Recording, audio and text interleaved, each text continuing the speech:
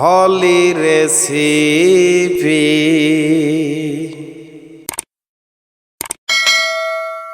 আজ আমি আপনাদের তৈরি করে দেখাবো গোজা বলেন, কটকটি বলেন, আপনারা যেটাই বলেন, বিভিন্ন এলাকায় এইটা বিভিন্ন নামে ডাকে।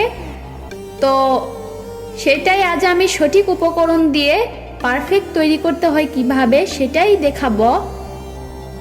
কথা না বাড়িয়ে তাহলে শুরু করা যাক, চলুন।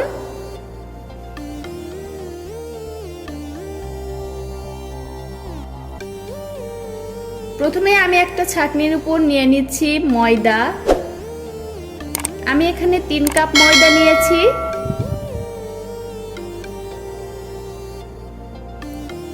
এর সাথে দিয়ে দিচ্ছি 1 চা চামচ বেকিং পাউডার। ভালোভাবে ছেঁকে নিচ্ছি।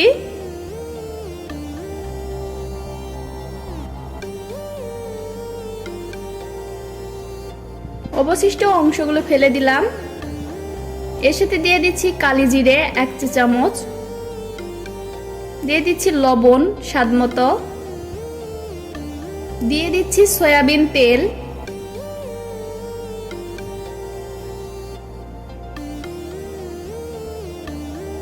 আমি এখানে 3 টেবিল চামচ সয়াবিন তেল দিলাম এবং হাতের সাহায্যে ভালোভাবে মিক্স করে নিচ্ছি। একটু ভালো করে ঘষে ঘষে মিক্স করে নিতে হবে।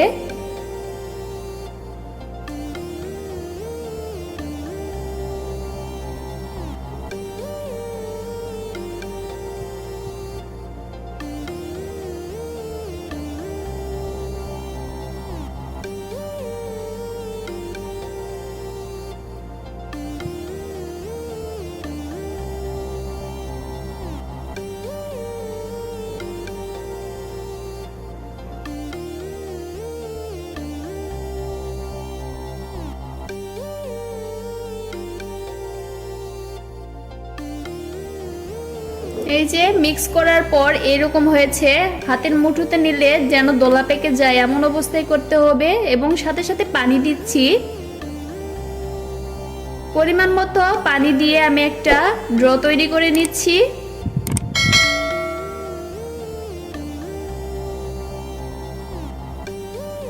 অল্প অল্প করে পানি দিবেন, একেবারে দিবেন না। আমি দেখিয়ে দিচ্ছি ঘনত্বটা কত হবে।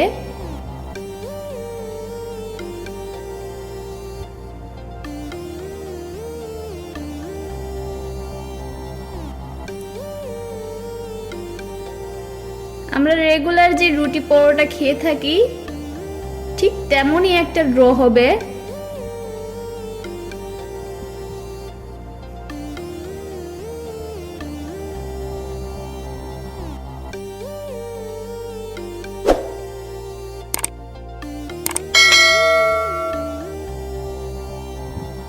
আমার 1 কাপ পানির থেকে কতটুকু লেগেছে দেখতে পাচ্ছেন। এটাকে আমি রেস্টে রেখে দিচ্ছি 10 মিনিট। আপনারা একটা ভিজে টাওয়াল দিয়ে ভালোভাবে রেস্টে রেখে দিবেন, এরকম ভাবে মুড়ে।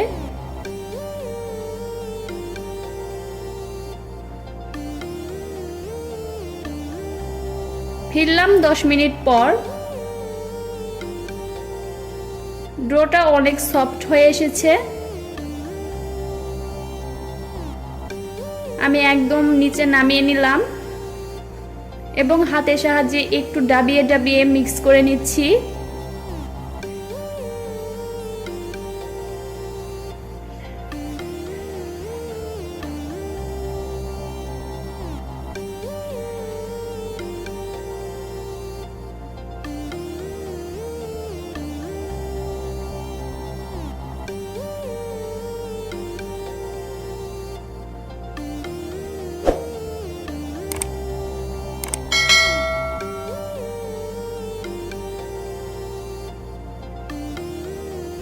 আমি এখন মাঝখান থেকে কেটে নিচ্ছি, অর্থাৎ 2 ভাগ করে নিলাম।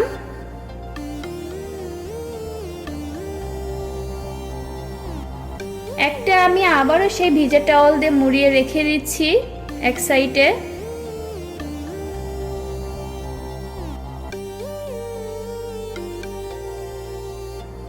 আর অন্যটা নিয়ে এইবার কাজ শুরু।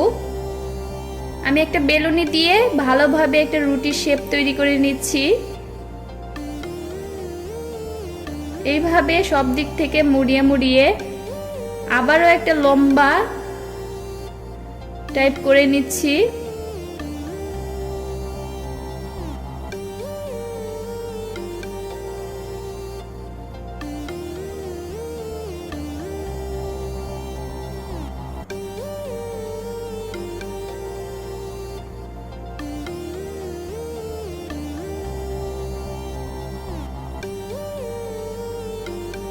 ময়দা দিয়ে দিচ্ছি উপরে, এরকম ফোল্ড করে নিচ্ছি। আবারও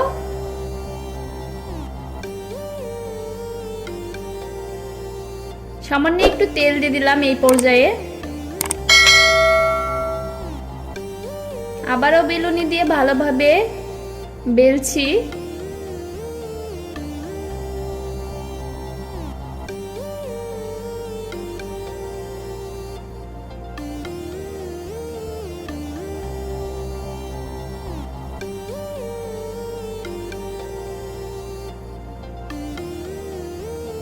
ভয় পাওয়ার কিছুই নেই, গোল অথবা লম্বা না হলেও হবে।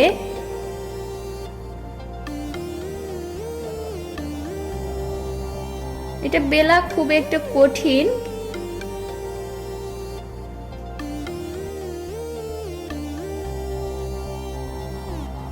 ছুরি নিলাম হাতে, এখন আমি শেপ তৈরি করে নিচ্ছি।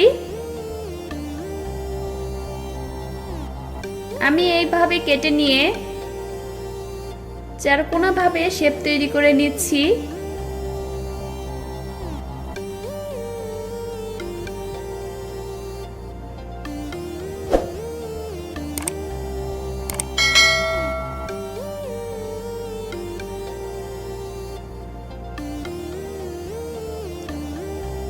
আমি এইভাবে সবগুলো কেটে নিচ্ছি।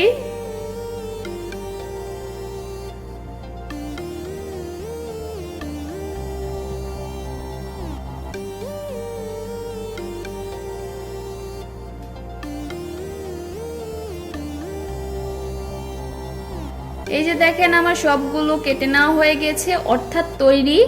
এখন ভাজার পালা। এখন মোটা কতটুকু হয়েছে সেটা দেখেই বুঝতে পারছেন। তাহলে আর দেরি কেন, চলুন ভাজার পালা।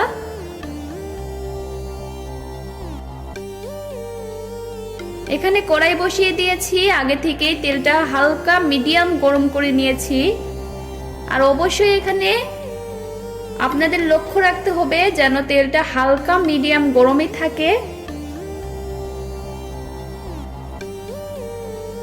আমি এরকম ভাবে দিয়ে জাস্ট যতগুলো ধরবে আমার এখানে আমি ততগুলোই ভেজে নেব।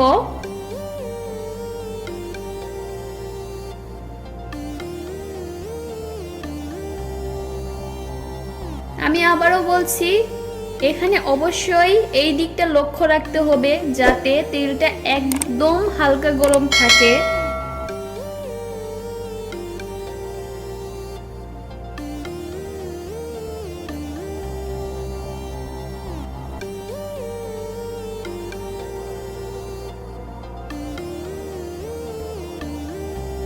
এখানে সামান্য একটু নেড়ে দিচ্ছি।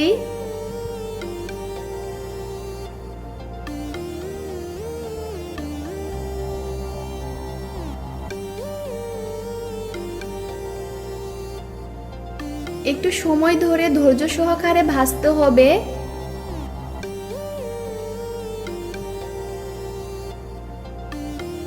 দেখতেই পাচ্ছেন আমি সব দিক উল্টিয়ে পাল্টিয়ে ভেজে নিচ্ছি, অর্থাৎ সোনালী বর্ণ কালার হওয়া পর্যন্ত আমি এরকম উল্টিয়ে পাল্টিয়ে ভেজে নেব।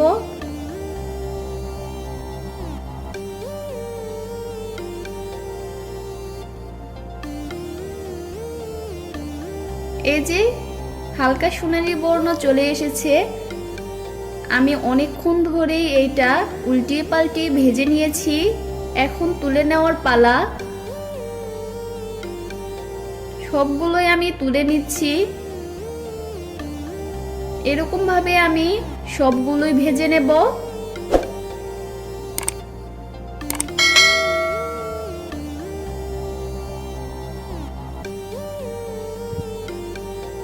এরকম ভাবে আমি সবগুলো ভেজে নিচ্ছি।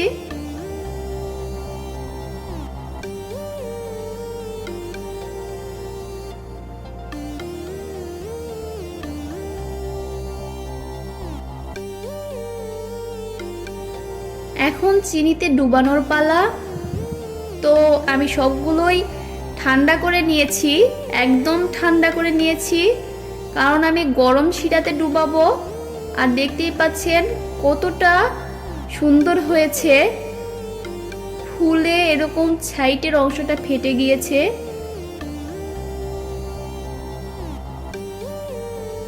প্রথমেই আমি এখানে নিয়ে নিলাম চিনি। 1 কাপ চিনির সাথে জাস্ট হালকা একটু পানি দিয়ে দিলাম চিনিটাকে গলার জন্য।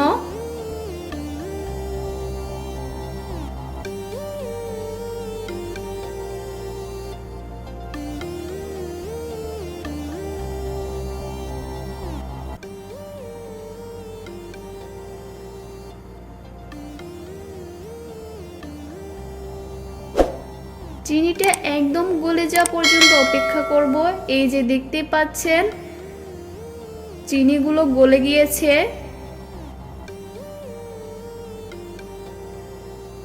এই যে দেখতে পাচ্ছেন, আমি আঙ্গুল দিয়ে দেখে দিচ্ছি, একটু চটচটে ভাব হয়েছে। একটা দুইটার কিছুই না, জাস্ট একটু চটচটে ভাব হবে। এর মধ্যে সরাসরি দিয়ে দিলাম গজা। ভেজে রাখা গজাগুলো দিয়ে অনবরত নাড়ছি।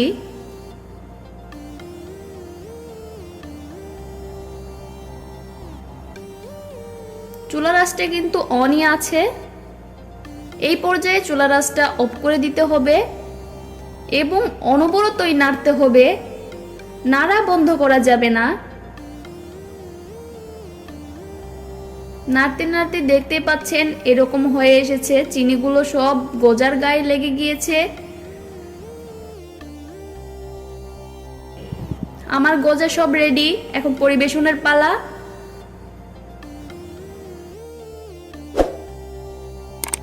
এই যে আমি পরিবেশন করে নিয়েছি, আপনাদের সামনে হাজির হলো গজা অথবা কটকটি, যেটাই বলেন, যে এলাকায় যেটাই বলা যায়। খুব সহজেই একটা রেসিপি তৈরি করে দেখাতে পারলাম। আমি জানি না আপনাদের বোঝাতে পেরেছি কিনা। যদি বোঝাতে পারি আপনারা কমেন্ট বক্সে অবশ্যই জানিয়ে দিবেন। এর সাথে ভালো থাকবেন, সুস্থ থাকবেন। আল্লাহ হাফেজ।